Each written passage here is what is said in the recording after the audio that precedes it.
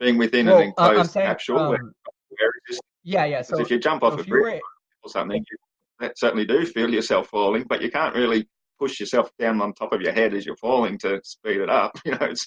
I'm well, not okay. really sure where So you're going with it. this would have to be a hypothetical, of course, but let's say you were in that box and you were free falling and everybody could watch you because it's a glass box, okay? And they could look up and Right. see your weight. You have something measuring weight there, all right? And you have an object that's free floating in there, and once it's dropped into once it goes into free fall, you have the 9.8 going in one direction, you have 9.8 going in the other direction. The weight, the scale will read 0. So it can't weigh that thing because it's in free fall. They both have opposite and equal forces that are canceling each other out. So now if you begin to accelerate faster, if you begin to accelerate 10 meters per second squared, let's say, why is it that you only feel 1 meter per second squared pulling you back and not 10.8 meters per second squared pulling you back if you're accelerating at 10.8 meters per second squared? Well, I think you'd have to test that for yourself to try it because I couldn't give you the answer to that. I've Well, never done that. you can test I it on a can tell you a roller coaster. your scales need to be fixed to something in order to have something to weigh against. So, of course, you're going to measure nothing in free fall. But yeah, why you'd feel more force, I still am highly doubtful and speculative about this whole measurement of gravity to begin with. This 9.8 meters per second squared. That's a huge acceleration when you think about it. If you're jumping like sky jumping, for example, every second you're going to 9.8 meters squared. So that's a huge, huge acceleration, which I really don't think that's the case. And plus, we know that also cancels out with reaching terminal velocity speed.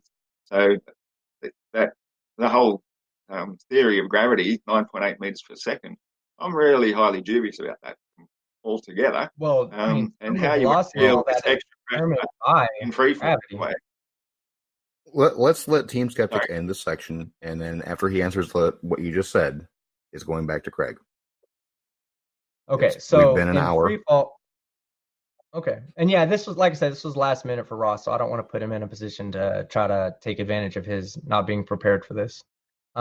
So when in free fall, or when you talk about terminal velocity, you're talking about the force of the air pushing back up from resistance, okay, being equal to the force being pulled down by gravity, okay?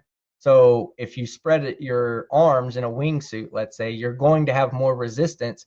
You're going to start going up relative to the acceleration of gravity. Let's say something that was hypothetically tracking as if it was free falling, you're going to start decelerating, but that has everything to do with air resistance and air pressure and all that. If it wasn't that, then the person could literally find a spot where they just stop falling because they've spread their arms wide enough to be buoyant.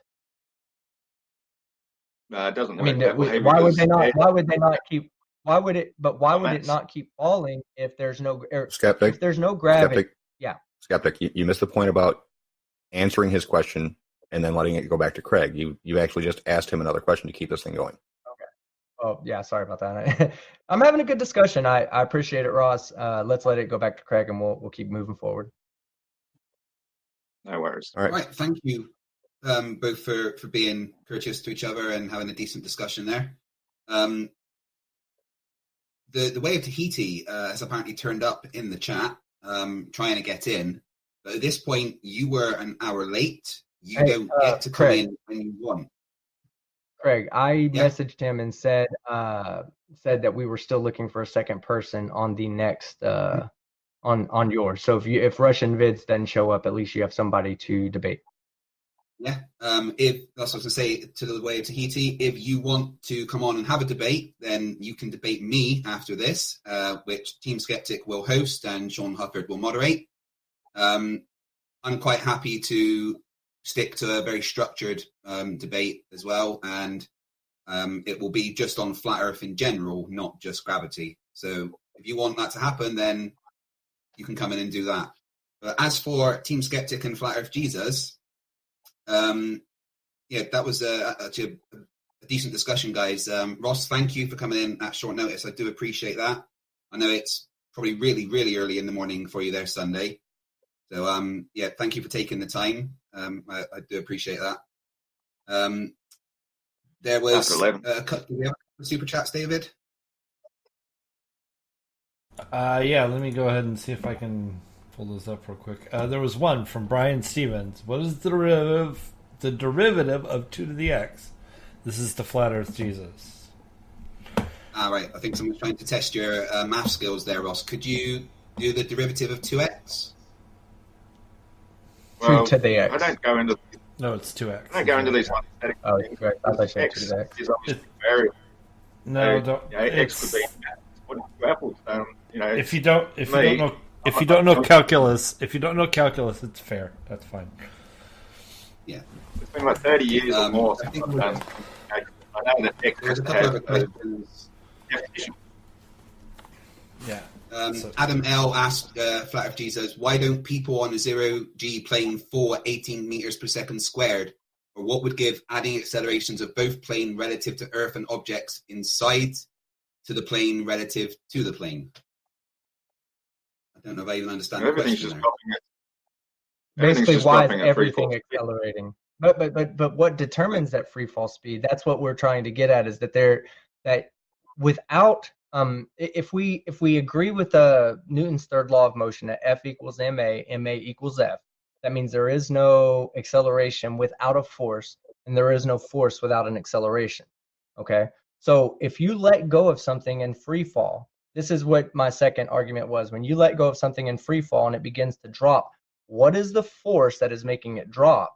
Okay, and then when we find that force out, we can then also apply Newton's third law of motion to say, oh, that's why things in the gravity or in the density column don't have a vector to align themselves, because we're also generating a second force by putting our mass into an acceleration. Now, this acceleration was generated by the force of gravity, because if the force of gravity didn't exist, then there would be no acceleration. Okay, well, I Okay, did explain that briefly in my opening statement, actually, where I said that something in free fall motion is free falling in the density of air. It is displacing the air beneath it. That air rushes above it, and it pushes it down because there's getting higher air pressure. More and more of it's pushing down on it, and that would be what gives you your slight little bit of acceleration. And it happens to have any Okay. mass of any weight at the exact same rate. It's always this 9.8 meters per second, and there's no so glad you other said that. definition. If the massive Well- the object, the heavier object should be falling Hold faster. on. All right, I'm glad you said All right, that. let's So not why get do back they fall into at it. hold on? Why do they fall at the same speed inside of a vacuum with no air above it? Inside Did of we the just lose vacuum, Skeptic there's again? even less pressure altogether. There's no resistance whatsoever. You remove all resistance There's nothing force, to so push even down, like but there's nothing to out of push down. air, There's nothing to push down on it. There's no Of course air not, above no, it to push there's down. nothing to give force, nothing to give buoyancy to it. That's the whole point. There's even less than in the medium of air inside a vacuum. All right, okay. And in we're water, on. there's since more. the debate is officially There's over, can I another actually super address chat that? that says, sorry, go on. What? Since the debate is officially over, can I actually address that question in the way that he presented it, which is why I was hoping Yeah. Team Skeptic would touch on it, but he didn't. Is that okay with you, Ross? Yeah, sure, go for it. Okay. What he's trying to say with his question about things falling at 18 meters per second in an aircraft doing a dive is the air inside the aircraft is still got your whole density buoyancy thing going on that's separate from the air outside of the aircraft.